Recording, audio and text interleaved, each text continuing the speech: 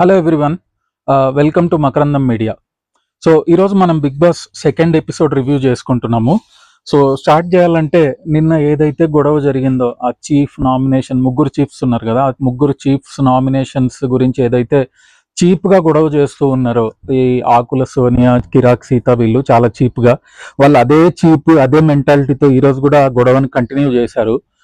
నిఖిల్ ఎందుకో తెలీదు, ఊరికనే రియాక్ట్ అవుతున్నాడు.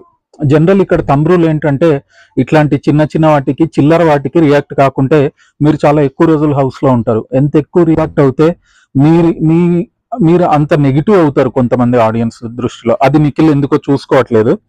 అండ్ ఇక్కడ నైనిక చాలా బాగా రియాక్ట్ అయింది, వాళ్ళకి రెస్పాండ్ అయింది యాక్చువల్గా. సో ఏం చేస్తున్నారంటే వీళ్ళందరూ సీరియల్ బ్యాచ్, నిఖిల్, ప్రేరణ, ఆ, యష్మి, వీళ్ళంతా సీరియల్ బ్యాచ్ అనేది పోర్ట్రే చేయాలని ఆ, సోనియా చాలా గట్టిగా ట్రై చేస్తున్నట్టు నాకు అనిపించింది as per her allegations. So Nainika ఏమనిందంటే, నేను గెలిచిన తర్వాత నా ఇష్టము, నేను యష్మిని చూస్ చేసుకుంటాను, ఇది నా personal opinion. And big boss కు లేని నొప్పి నీకెందుకు అని అడిగింది సోనియాను. బిగ్ బాస్ ఓకే అన్నాడు, బిగ్ బాస్ అనౌన్స్ కూడా చేశాడు. అయినా సోనియా ఎందుకు నువ్వు ఇట్లా చేస్తున్నావు అని చెప్పి నైనిక చాలా కరెక్ట్ గా మాట్లాడింది. అండ్ ఈ మొత్తం సినారియాలో నైనిక నాకు చాలా న్యూట్రల్ గా వెళ్ళింది అని అనిపించింది అనమాట. దీని తర్వాత ఇది ఒక సైడ్ జరుగుతుంటే నిఖిల్ వెళ్ళి నాగమణి కంటను కొద్దిగా మోటివేట్ చేయడానికి చూశాడు.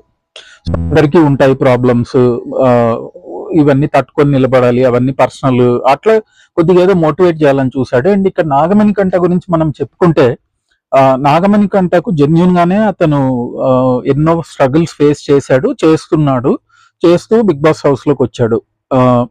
అండ్ అవన్నీ ఒక ఎత్తు అయితే బిగ్ బాస్ హౌస్ లో ఎట్లుంటుందంటే, ఇట్లాంటివి నీకు నిజంగానే ప్రాబ్లం ఉన్నా కూడా నువ్వు అది బయటికి చెప్తే అందరు ఏమనుకుంటారంటే, వీడు వాంటెడ్ గా సింపతి కార్డు తీసుకొస్తున్నాడు, వాంటెడ్ గా వీడు ఒక ఇమేజ్ పోర్ట్రే చేయడానికి బయట ఉండే వాళ్ళకు వీడు ఏదో పాపం, వీడు బాధితుడు అనేది, వీడు పోర్ట్రే చేయాలనుకుంటున్నాడు అనేది అనుకుంటారనమాట ఎవరైనా. లాస్ట్ సీజన్ పల్లవి ప్రశాంత్ లో ఇదే జరిగింది.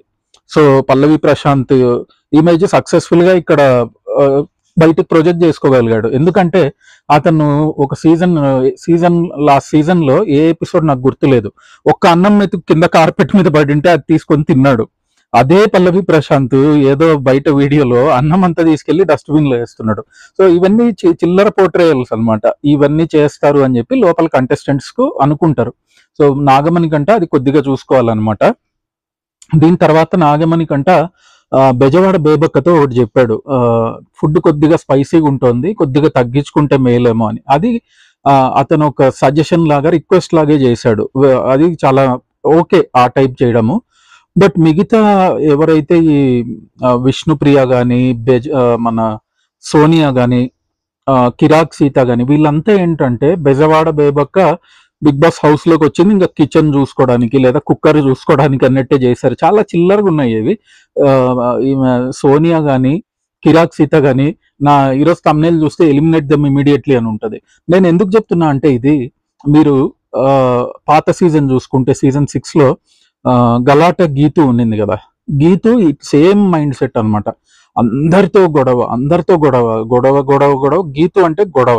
ఒక స్టేజ్ లో ఎట్లుండిందంటే ఆ సీజన్ లో ఆడియన్స్ కి ఇంకా బిగ్ బాస్ మేము చూడము, ఇంత దరిద్రంగా ఉంది అనే దీంట్లోకి వెళ్ళిపోయారనమాట, only because of Geetu Royal. ఇప్పుడు ఆమె రివ్యూస్ చెప్తే తోపు అనుకుంటుంది, కానీ ఆమె ఎట్లా మనకు ఎలిమినేషన్ లో లబ ఏడ్చి నాగార్జున కాళ్ళ మీద పడి ఇంటికి వెళ్ళను నేను, ఇక్కడే బతుకో సావో ఇక్కడే అని చెప్పి ఏడ్చిందంతా నాకైతే గుర్తుంది. ఇంకా గీతుకు మరి గుర్తుందో లేదో.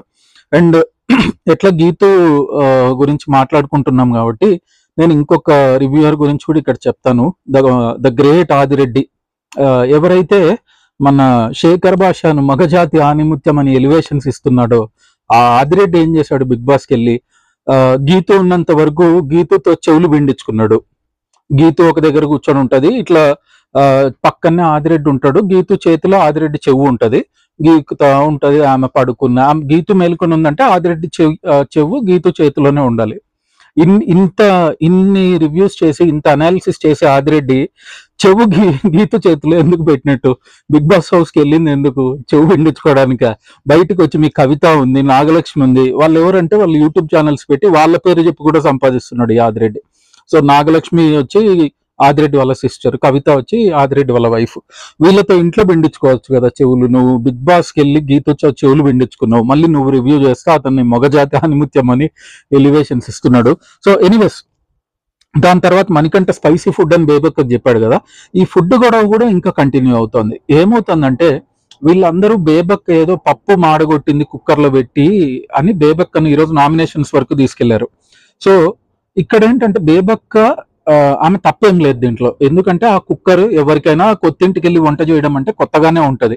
సో ఫస్ట్ టైం పెట్టింది కుక్కర్, విజిల్ రాలేదు, అది ఆమె తప్పు కాదు. మోర్ ఓవర్ ఇంట్లో 14 మంది ఉన్నప్పుడు మిగతా 13 మంది కూడా వెళ్ళి చూడొచ్చు కదా, అక్కడ వండేది మన కోసమే కదా. లైక్ మీ వంట వండుతున్నారు అక్కడ, మీరు వెళ్ళి అప్పుడప్పుడు చెక్ చేయొచ్చు కదా కుక్కర్ ఎందుకు విజిల్ రావట్లేదు. అది చేయకుండా బేబక్కని బ్లేమ్ చేయడానికే పెట్టుకున్నారు. అండ్ ఆమె చాలా సెటిల్డ్ రెస్పాన్స్లు ఇస్తుంది. నిన్న కూడా అదే చెప్పింది ఆమె, నేను అరుస్తాను, నేను కొట్లాడతాను, కానీ టైం వచ్చినప్పుడే, ప్రతిదానికి నేను అరవను, టైం వచ్చినప్పుడే అరుస్తాను అని ఆమె చాలా క్లియర్ గా చెప్తోంది.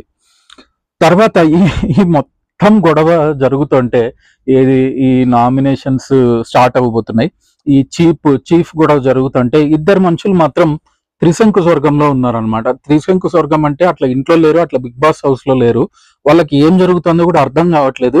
ఏదో గాలివాటంగా ఏ పక్కకుంటే ఆ పక్కకు పోతాం అన్నట్టు ఇద్దరు క్యాండిడేట్లు ఉన్నారు. వాళ్ళల్లో ఒకరు ఆదిత్యవము, ఇంకొకరు ఎవరైతే ఆదిరెడ్డి ఎలివేషన్స్ ఇస్తూ మొగజాతి ఆనిముత్యం అంటున్నాడో ఆ రాజన్నయ్య అలియాస్ శేఖర్ భాష. సో శేఖర్ భాష ఏంటంటే అతని బాడీ లాంగ్వేజ్ కానీ, అతని వాలకం కానీ, అతని డ్రెస్సింగ్, అతని చూపు, నాకెందుకు అతన్ని చూస్తే సారీ చాలా ఒక కామెడీ పీస్ చూసిన ఫీలింగే వస్తుంది. ఎందుకంటే నాకు అతను శేఖర్ భాషగా ఇప్పుడు ఎవరైతే లావణ్య రాజ్ తరుణ్ ఇష్యూలో కొద్దిగా అగ్రెసివ్ గా చూపిస్తున్నారో నాకు ఆ శేఖర్ భాష తెలియదు. నాకు తెలిసిన శేఖర్ భాష రాజన్నయ్య. అతను ఎట్లుండేదంటే ఆదిత్య మ్యూజిక్ లో చిన్నపిల్లలంతా ఫోన్ చేసి రాజశేఖర్, అతని పేరు రాజశేఖర్ అనకుండా ఆయన రాజన్నయ్య అనేవాళ్ళు. ఎట్లయితే ఓంకార్ అన్నయ్య ఫేమస్ అయ్యాడో, ఓంకార్ అన్నయ్య కాంటెంపరీ అనమాట, ఇద్దరు ఒకే టైంలో ఉన్నారు ఆదిత్య మ్యూజిక్ లో. అట్లా నాకు అతను కామెడీ పీస్ గానే కనపడుతున్నాడు. ఆ హెయిర్ స్టైల్ గానీ, ఆ చూపు గానీ. ఈ రోజు అందరూ నామినేషన్ కు రెడీ అవుతుంటే ఈయన ఆనందంలో ఉన్నాడు. మిగతా 12 మందికి కూడా ఆకలి ఉంటది. వాళ్ళెవరో నాకు తెలిసి ఆ చిన్న షార్ట్ బ్రేక్ లో తినలే. శేఖర్ భాష వెళ్ళేసి తిన్నాడు పాపం. దాని గురించి నేను కామెంట్ చేయకూడదు ఫుడ్ గురించి, బట్ అతని వాలకం కొద్దిగా తేడాగా ఉంది. ఇదంతా ఈ త్రిశంకు స్వర్గం. ఎందుకంటే ఆదిత్యవంకు మన భాష తెలియదు, ఎందుకు కొట్లాడుతున్నారో తెలియదు. ఒకవేళ భాష తెలిసినా కూడా అతను కొద్దిగా ఏజ్ అయ్యాడు కాబట్టి అంత షార్ప్ గా రిఫ్లెక్సెస్ ఉండవని నేను అనుకుంటా.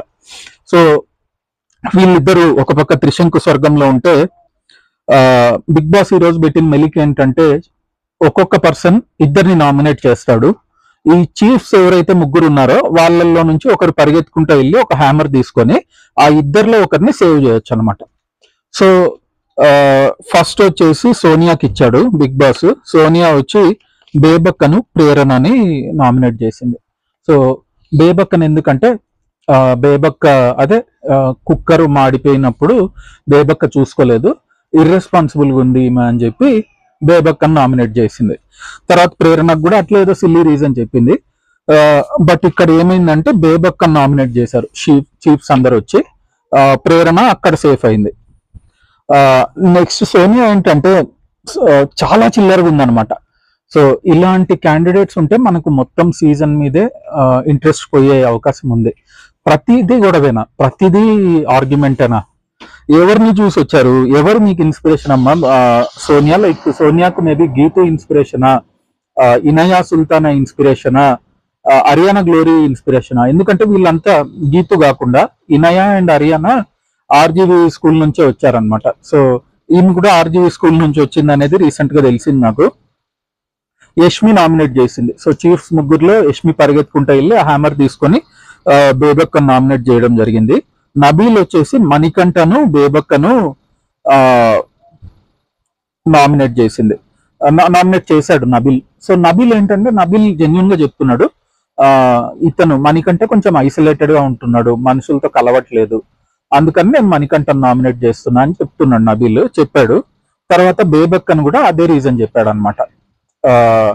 నామినేట్ చేస్తూ ఈవిడితో నాకు కొద్దిగా ఇంకా అంత బాండింగ్ కుదరలేదు కాబట్టి నేను బేబక్ నామినేట్ చేస్తున్నా అన్నాడు. అండ్ మళ్ళీ యష్మినే వచ్చి ఆ హ్యామర్ తీసుకొని మణికంఠ ఇమేజ్ మీద కొట్టడంతో మణికంఠ నామినేట్ అయ్యాడు. తర్వాత ద గ్రేట్ శేఖర్ భాష వచ్చాడు.